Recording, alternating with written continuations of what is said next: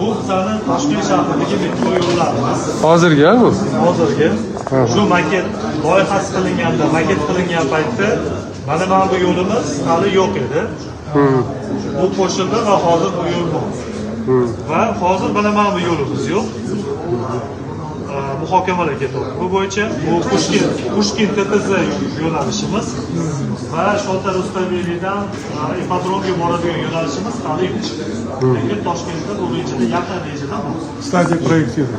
Bundan tashqari biz Do'stlik metrosidan bog'lanib biza Yangi O'zbekiston ko'chasi bo'ylab Vostochniy aeroport, Olimpiskiy garodok, Yangi O'zbekiston bog'i. Shu Yangi O'zbekiston ko'chasi bo'ylab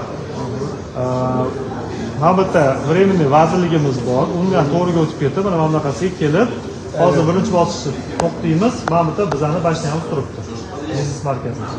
Keyingi bosqichimizda metroning keyingi bosqichida bu yo'nalish davom ettirilib, Vostochniy aeroport tagidan o'tkazilib, Buyuk Ipak yo'liga bog'lanishi rejalashtirilgan.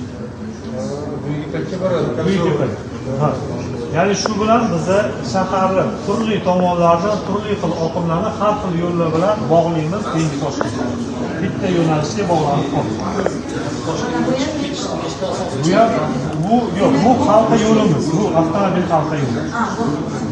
Ya'ni Toshkent, keyingi Toshkent alohida shaharmi, bitta shaharmi degan savolga mana shu javob beradi. Bu aslida bitta shahar sifatida o'taymiz.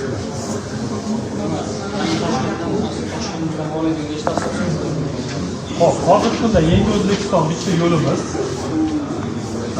Hozir ko'prik qurilyapti, ikkinchi yo'limiz, kirib kelgan yuzli yo'limiz, mana asosiy hozir qurilish ketgan yo'limiz bor. Shu yo'limiz Chirchiq ustidan hozir qurilishi bo'layotgan ko'prikdan o'tib, Olimpiskiy garodokka tagidan o'tib, hozir Yangi O'zbekistondan turli xil уровеньda razvedka bilan o'tib, Temurmalikka borib, qaysi bilan.